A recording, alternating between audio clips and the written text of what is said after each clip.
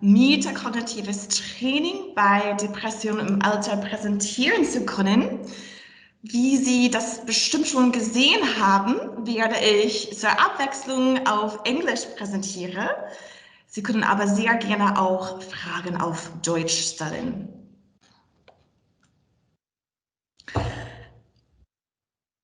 Yeah, so you've probably all heard that the world's population is aging. The aging of the world's population is expected to be, in fact, one of the most powerful social transformations of the 21st century. But what does that really look like here in Germany? As you can see from this age structure, in 2000, 14% of the population was aged 65 and older.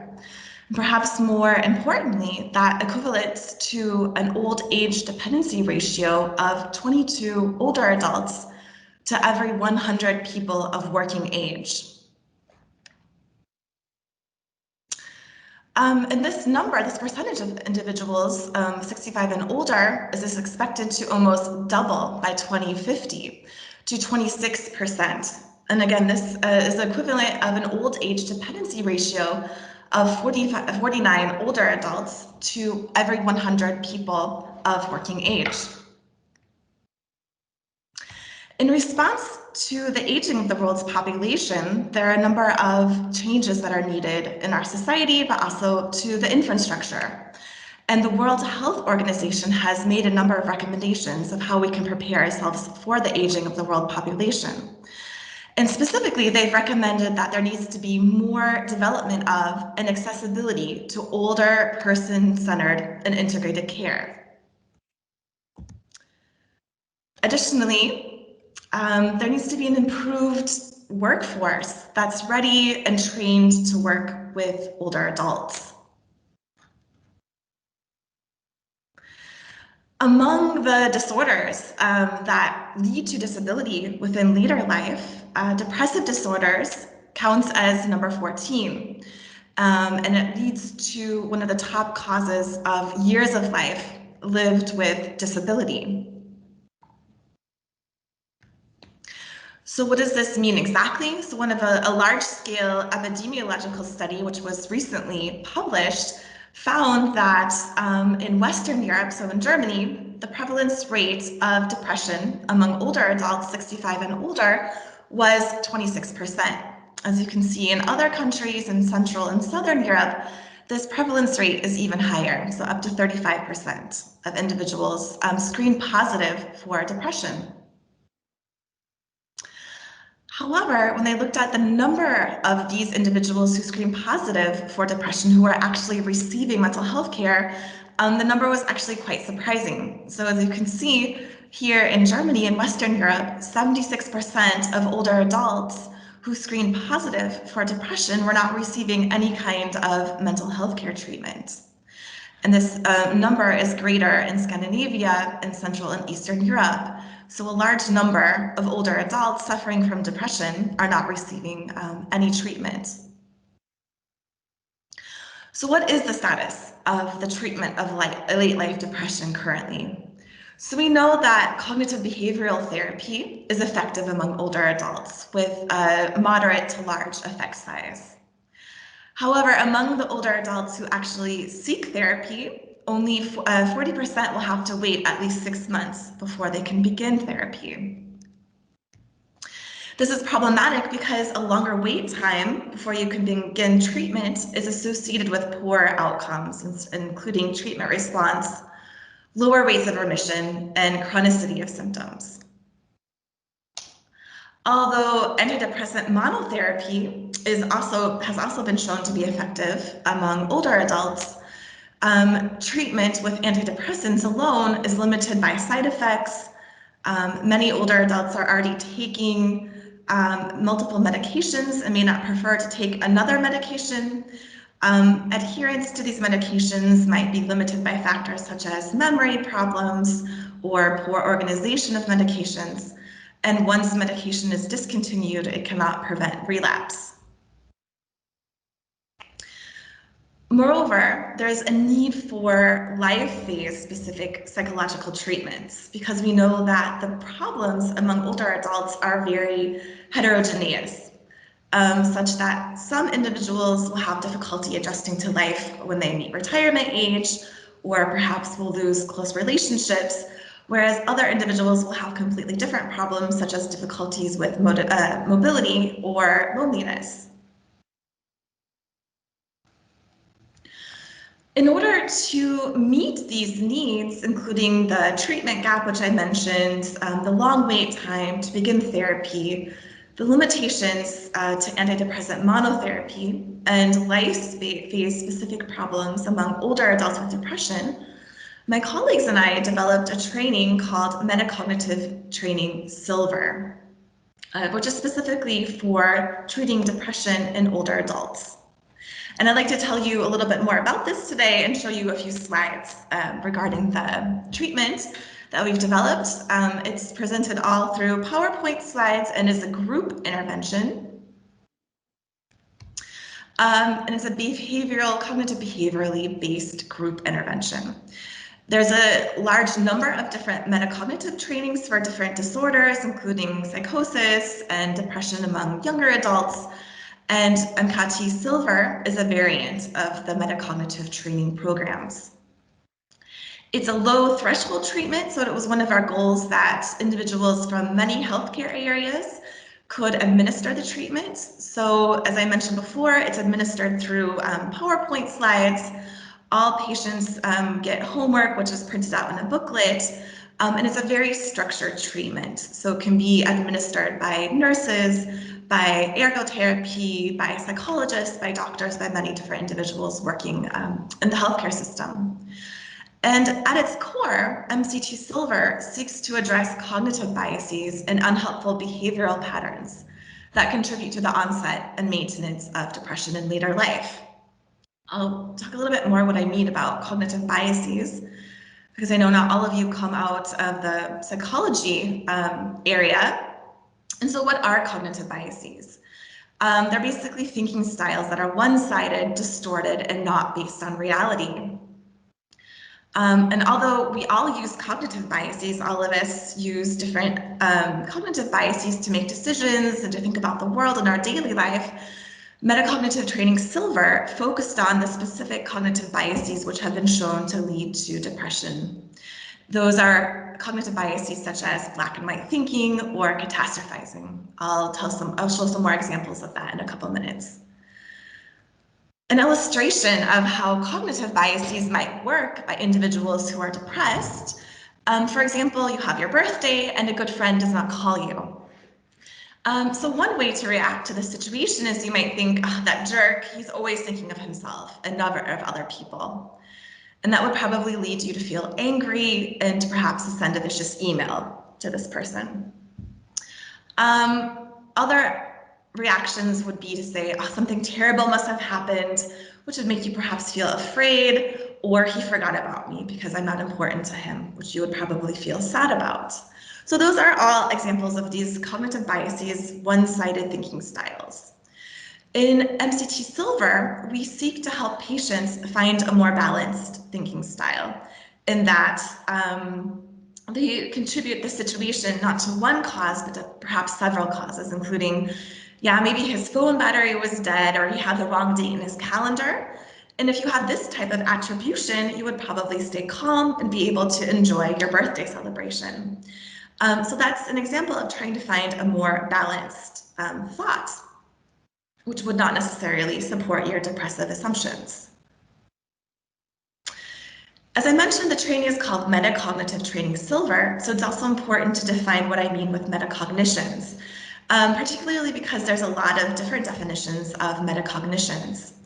And for this particular intervention, we refer to Flavel, who defined metacognitions as anything that's referring to one's knowledge concerning one's own cognitive processes or anything related to them. In the treatment, we don't use such a technical definition, but we use rather, we break that down a little bit more, such that meta is derived from Greek, meaning above, And cognition is Latin for thinking. So taken together, metacognition refers to thinking about one's thinking. And that is then the overarching goal of metacognitive training. To explain this to patients, we use the analogy of being in the middle of a maze. So when you're depressed, it's kind of like you're in the middle of a maze. You don't really know, you can't see clearly which way to go, and it's hard to find your way out when you're in the middle from this perspective. However, when you can look at it from above and take the bird's eye view, it becomes a lot clearer how you can get out of this maze. And it's the same way with depression. When you take a metacognitive perspective on your own thought patterns, it becomes easier to think, how can I change these thought patterns, and how can I use rather more helpful thought patterns to help me out of my depression. And so that's the overarching goal of metacognitive training, and particularly MCT-Silver. MCT-Silver is divided into 8 modules. Modules 1, 3, 5, and 7 here address the basic cognitive biases, which are often addressed in cognitive behavioral therapy. Things like only focusing on negative events or making overgeneralizations, magnifying one's errors, using a depressive attributional style, perhaps jumping to conclusions, trying to read the negative thoughts of others. Those are all typical cognitive distortions that are addressed in cognitive behavioral therapy. In addition, as I mentioned, MCT-Silver takes a metacognitive approach, and this metacognitive approach is seen here in Module 2, which I'll talk about briefly. Module 4 addresses values and takes rather an acceptance and commitment therapy approach. Module 6 addresses dysfunctional behaviors, and Module 8 addresses self-esteem in later life. I know that's a lot to look at one time. I'm going to go through and talk a little bit more specifically about each module. Or not each module, but some of the modules. So starting with Module 2, which addresses memory, and one of the points we try to make in Module 2 is that individuals with depression often complain of attention problems, or more specifically, of having memory problems, that they can't remember things. And here we try to point out that one of the reasons why memory problems are seen by individuals with depression is because they don't concentrate and they don't focus on the situation in order to encode the necessary information. And one way to illustrate this is through kind of a fun exercise, which I'm going to show you. And it illustrates kind of this approach which we use in metacognitive therapy, such that we try to make the exercises entertaining and engaging so that patients, perhaps for a change, can actually look forward to going to therapy and not only dread it. So I'm going to show you this exercise. I'm going to read it. It's in German. Sorry for the switching, but I thought that might be more clear. So it's a Rechenaufgabe. Und versuchen Sie sich hier auf den Rechengabe zu konzentrieren. Genau. Ein Busfahrer fährt morgens mit seinem Bus los, der zunächst leer ist. An der ersten Station steigen 5 Personen ein. An der nächsten Station steigen 4 weitere Personen ein und 2 Personen aus. Beim nächsten Halt steigt ein Fahrgast ein. An der nächsten Station steigen wieder 6 Personen dazu. An der folgenden Station steigen 8 Fahrgäste aus und 3 dazu. Dann steigen beim nächsten Halt wieder 2 Personen aus. Okay. Hoffentlich haben Sie die Information. Und die Frage ist, wie oft hat der Bus gehalten? Genau. Vielleicht ist die Frage schon überraschend. Und die richtige Antwort ist an 6 Stationen. Also am Ende befinden sich 7 Fahrgäste im Bus, aber danach wurde nicht gefragt. Yeah, so this is an example of if you're concentrating on the incorrect information in this situation, if you're rather concentrating on how many passengers are on the bus, you're most likely not able to remember or to know the relevant information. And it's the same way with individuals who are depressed and who aren't able to concentrate and focus on the information that they would like to.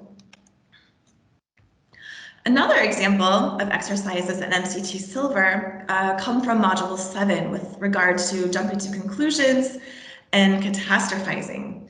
And as I mentioned earlier, individuals with depression have the tendency to try to read particularly the negative thoughts of other people about themselves. So they might assume that someone is having negative thoughts without checking the validity of these negative thoughts. So in order to demonstrate how difficult it is to know what others are thinking of us, we came up with another exercise. And in this exercise, I'm going to show a famous painting. And next to it are some optional, some title options.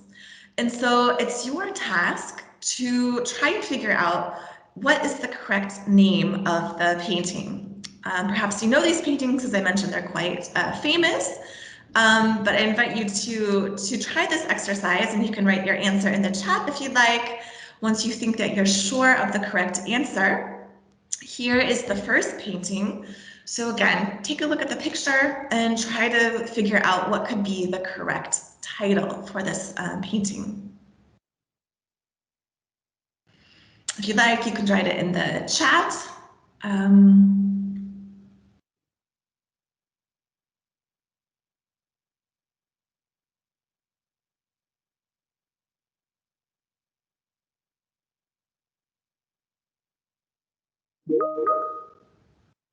Thank you. I see A.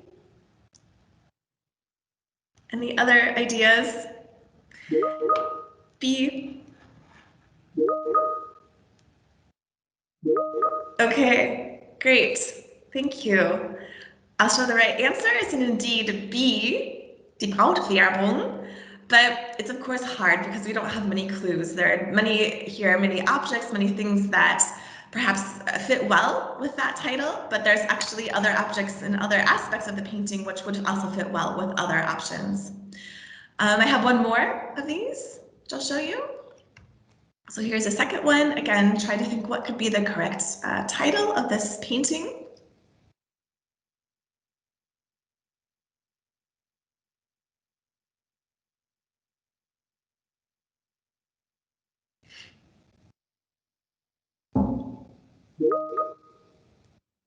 See?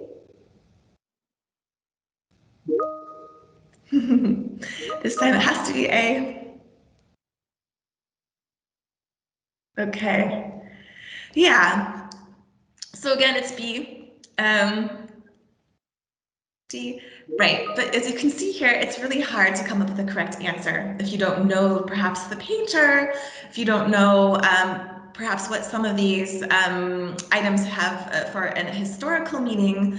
It's hard to come to the correct conclusion. And it's the same way with individuals who are depressed, who are attempting to read the negative thoughts of other people. Perhaps if we know someone well, we're probably pretty good at guessing what they're thinking. But for individuals who we don't know well, it's hard to really come to the correct conclusion.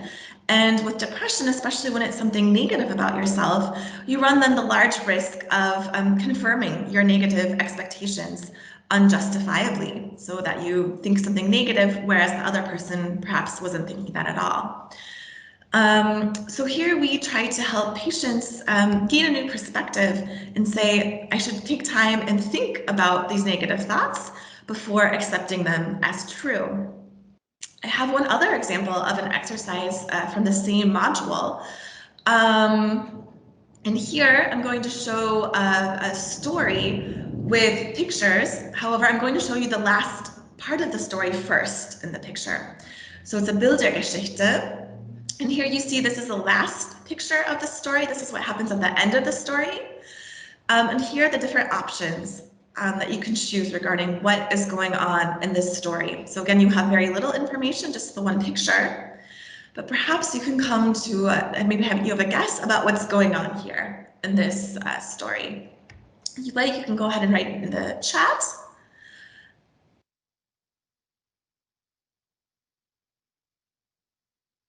And then number 2.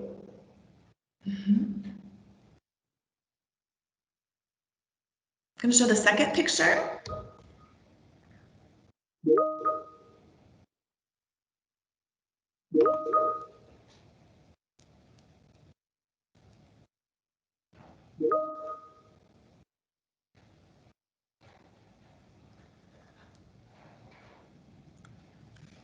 And that's the first picture.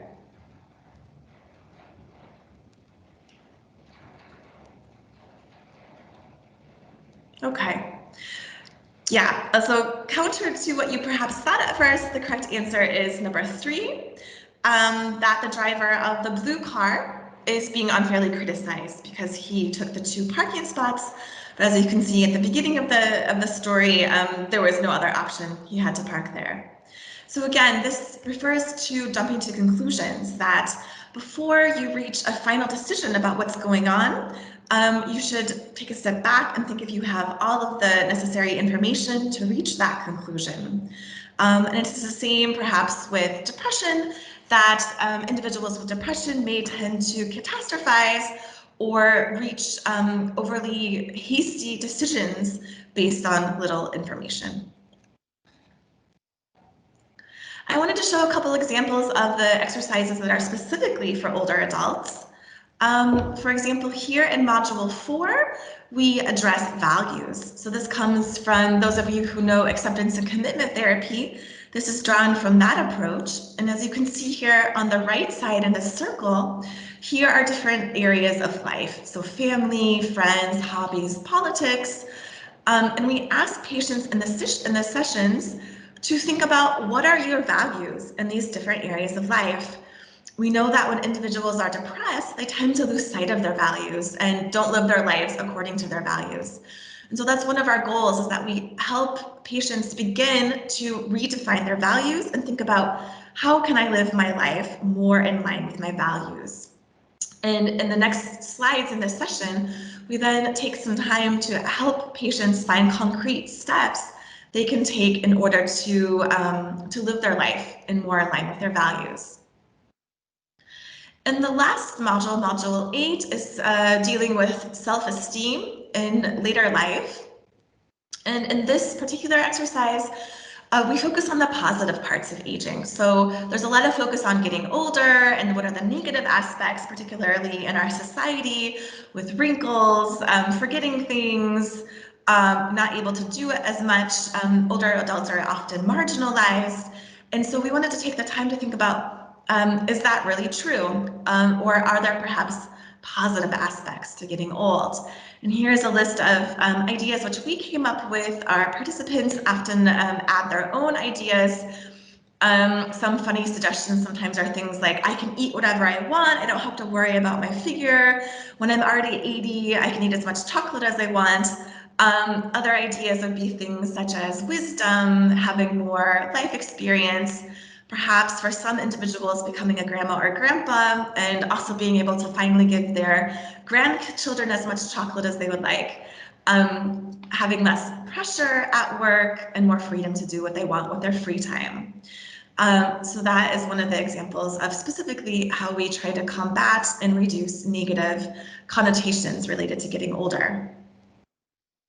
I just wanted to briefly show a little bit of data regarding a pilot study that we've conducted on MCT here with older adults who were completing an inpatient treatment program. Here are the depression levels. Blue is at baseline and green is at follow-up. And here we found a large effect size, a significant large effect size, which is not surprising because all of these individuals were also completing an intensive inpatient program for depression, and MCT was offered as an add-on intervention.